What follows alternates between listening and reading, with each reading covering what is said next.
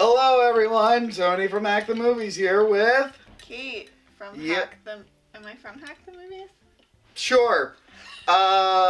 It's St. Patrick's Day, and a very Irish holiday, based off a guy who might have been four guys who might not even existed. I don't even know if he was Irish. I know Patrick wasn't his name, some pope gave him that name. Okay. I'm more of a fan of St. Blacktrick. My name's Blacktrick, and I'm here to purge the land of the poisonous venom that's affected my people. Saint Blacktrick. He's a lean, mean, snake-killing machine. Saint Blacktrick. When he's not driving the snakes out of Ireland, he's driving the ladies wild. So, what better way to celebrate this Irish holiday than talking about the 5 best movies of our favorite Irish actors? I picked Liam Neeson. I'm sure there's other Irish actors, but when you think of Irish actor, you go right to him.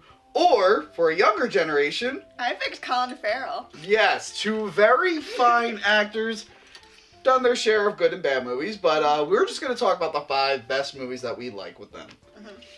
That we've seen, because some people have not seen In Bruges, and I think that's a mistake, but we'll forgive her. And some people are so cold-hearted that they don't even want to put Love Actually on their list.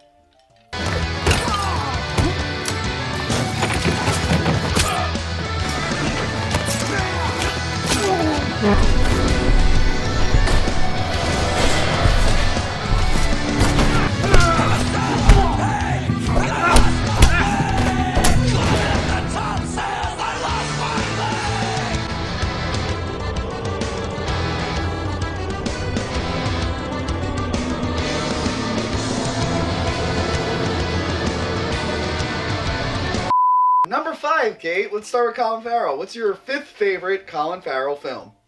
My 5th favorite Colin Farrell film is Horrible Bosses.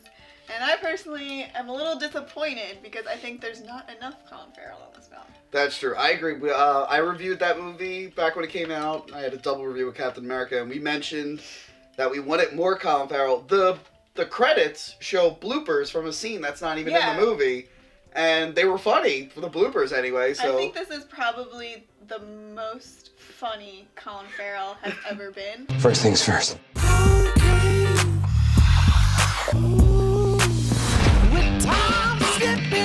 We need to trim some of the fat. What do you mean by trim the fat? I want you to fire the fat people. What? They're lazy and they're slow and they make me sad to look at. You can start with large Marge. Well, Margie's not fat, she's pregnant. Cry me a fucking river! if we want to go with unintentional funny, fucking Daredevil.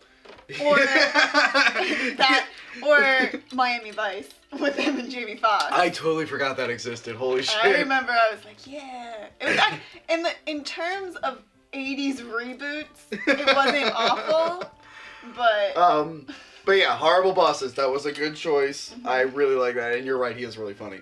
My 5th favorite Liam Neeson movie. It's very recent. We just reviewed it. I really liked him as Good Cop, Bad Cop in the Lego Movie. I thought that was a nice, especially when he does voice roles, he's always like Aslan, or he's in that video game where he's a deep voice guy, or what was that anime, Ponyo or whatever. He was like her dad. He's always like some big authoritative figure, and he is that kind of in this, but the Good Cop was what really made the Bad Cop stand out more. I thought that was him stepping out of his comfort zone. It was really funny. I'm glad he learned comedy after his episode in Life's Too Short. Tring. We're closed. I think the shop has to be opened for us to do the sketch. Okay, sorry. Tring. Yes. I'd like to make a complaint. Yeah, I bought some fruit here yesterday, and when I got home, some of it was rotten. That's not my fault. Well, you know, it's your shop, and it was sold on your premises, so... I wasn't here. It doesn't matter, you know, you got to... I was at the doctor's. Okay. I've got AIDS. Thought you might have.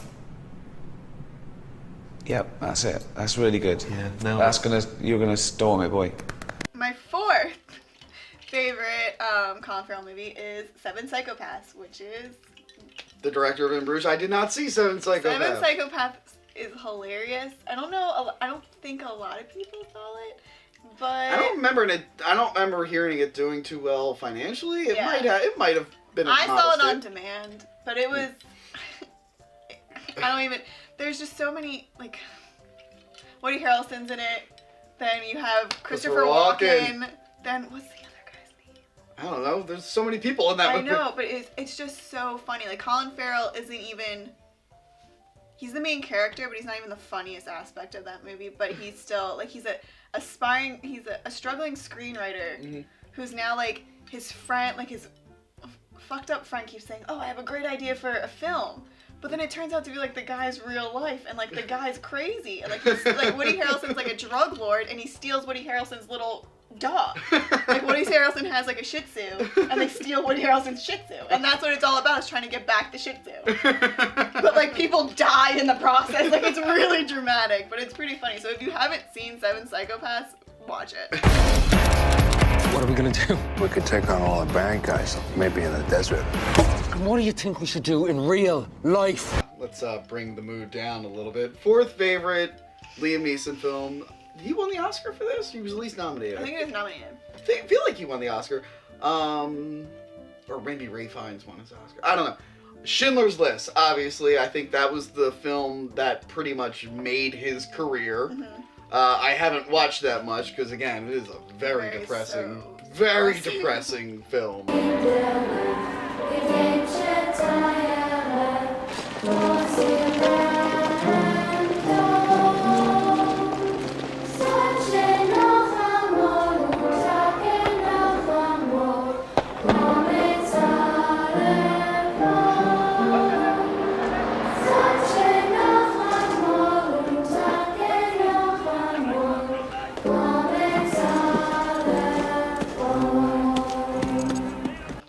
Very powerful performance, really great character. Oscar Schindler, and as you all know, was a real person. That's kind of the only successful thing he ever did. After that kind of ruined his life. Yeah. I remember he left his wife and kids, but you know, he really stepped up when he really needed it, and I think Liam Neeson really portrayed that, especially when he finally sees what's going on, like when they finally raid the ghettos and they start rounding them up, and when it changes. He really sells that performance. And again, one of the greatest movies ever made, one of the greatest performances ever made. It's my fourth favorite pick, so maybe I'm an idiot for not putting it number one. Anyway, your next one. You notice this list, huh? I'm always making lists. Oh, In fact, that's probably why Steven Spielberg cast me as Oscar Schindler, Schindler's List. I said, Steven, I make lists all the time. And he said, that's exactly what I'm looking for. What's funny? so I thought you were joking about getting the part of Oscar Schindler because you made lists. No. My number third favorite Colin Farrell film. Your number third? My number third. Your number third. You want to try that again? Let's try that again. My third favorite Colin Farrell film is Phone Booth. I love Phone Booth. It came The goddamn, what's his face? Who directed that? Joel Schumacher film? Okay, whatever. You could say when the Phone Booth came out in 2002, it was like the first time here in America we like saw Colin Farrell, and you're like, oh my god, he's so dreamy. But he's like an asshole in the movie. But it reminds me of like elements of like almost. I know I shouldn't compare it to like Hitchcock, but it is kind of like Hitchcock. He's like stuck in a phone booth. Kiefer Sutherland's like the bad guy. I wanted to comment on it because I think this was like a big thing back then. I think the bad guy was supposed to be the dude from ER, who's also the toxic waste guy from RoboCop. I think they shot the scenes with him as the bad guy, but then Kiefer Sutherland really like his career was just taking off. So they just because you only see him at the end, right? So they you only physically see him, but it's voiceover. Yeah, it's so they completely cut that other guy out of the movie and they put Kiefer Sutherland. I have to check. I'm pretty sure that was the movie, so that's why it stood out to me. But yeah, sure. You don't like Phone Booth? Whatever. It was like an action thriller. It was like Katie Holmes was in it, pre Tom Cruise. Pre-Tom Cruise. It was post Dawson, pre-Tom. So I guess compared to other Joel Schumacher films, it's not that bad, but I don't know. I liked it. You mean like a rifle? At this range, the exit wound ought to be about the size of a small tangerine. You're bluffing. There's only one way to find out. Oh my god, you shot him. Look at all of the people shoot. He's the shooter! I've seen him! It wasn't me! My third favorite Liam Neeson film is one of his earliest ones. It's Kroll. Okay. One of my favorite fantasy films. It's mixed with sci-fi. You should really check out Kroll. It's pretty awesome. Is that the one that Hagrid's in too. Yeah, Robbie Coltrane. That's one of his first movies. Basically, let me just give you the plot here. It's your basic story, like fantasy land, Okay. but it gets invaded by outer space aliens who have a castle spaceship made out of rocks that teleports all around the world, so no one knows when to invade it. And so it's basically aliens in, like, Middle Earth. That's the best way I can explain it. And Liam Neeson is very young in it. He's a band of thieves. He sleeps around. I think he's got 7 wives in it. And he's just really funny. It really showed his charm and charisma at a young age, which propelled his career from that point on. Hello. Doesn't one of your wives live in a village near here? Lona. No, she moved down to the river. How many wives does he have? About 7 or 8 at the last count. Well, he's a travelling man, you see. He covers a lot of ground. So definitely check out Kroll. It's fucking awesome. Alright. Also, I also want to point out one thing about this movie. So, my second favorite Colin Farrell movie is The New World. And I know a lot of people are going to be like, ew, you like that movie? Yeah, I know it's like 3.5 hours long. Alright, I know there's like no dialogue. But it's still pretty good. Cinematography is pretty amazing, and that's what the dude that directed is known Terrence for. Malick, he's known for... Yeah, and the colors are cool. Like, the whole thing, people that bitch about no dialogue, John Smith would not be talking to Pocahontas. They don't speak the same language, so there shouldn't be that much dialogue. And we were talking before, a lot of the stuff here about Pocahontas, John Smith, is fabricated, exaggerated. The story where she saves him from being beheaded might have been made up. So, let's wait.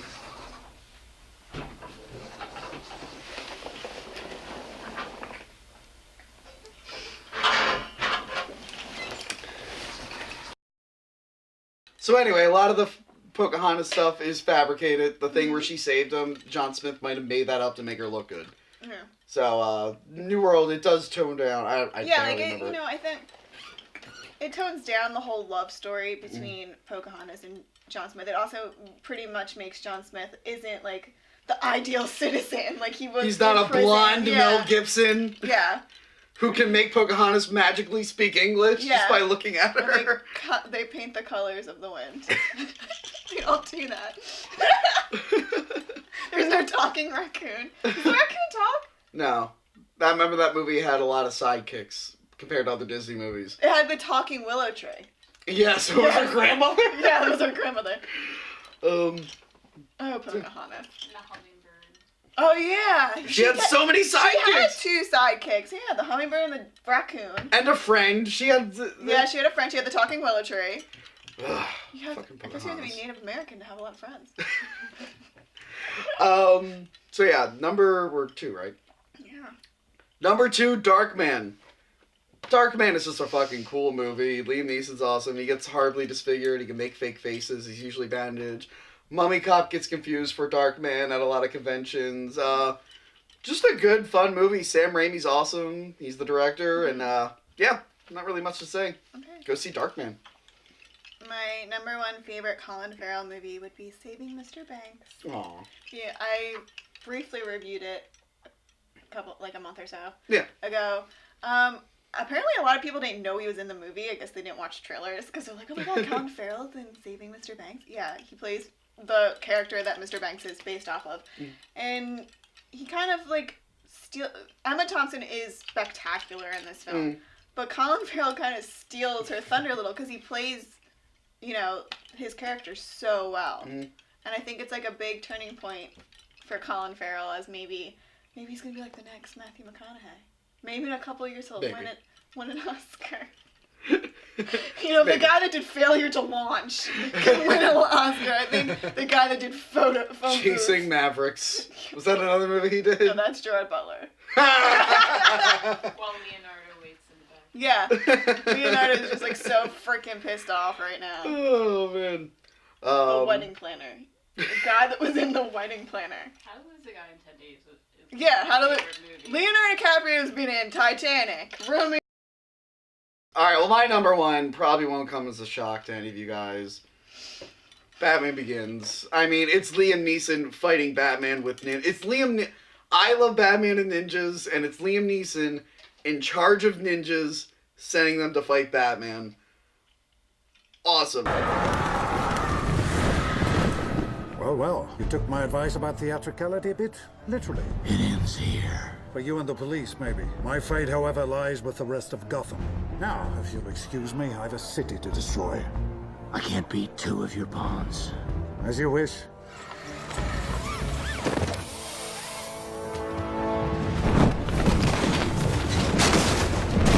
And especially since he had to take two completely different characters from the comic and play both of them in one character, that was it's really hard to do.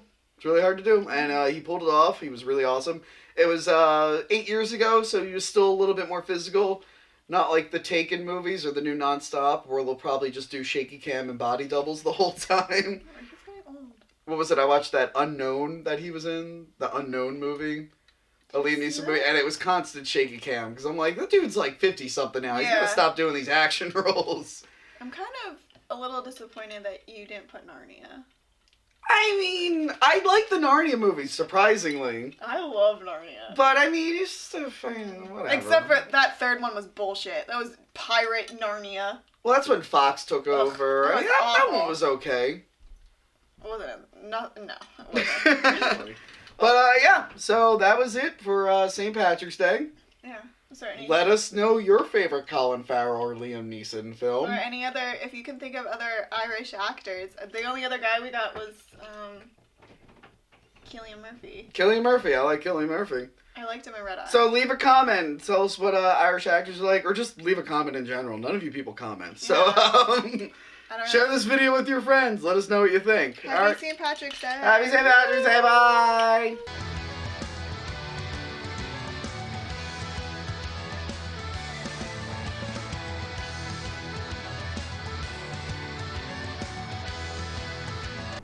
I'm a funny guy, aren't I?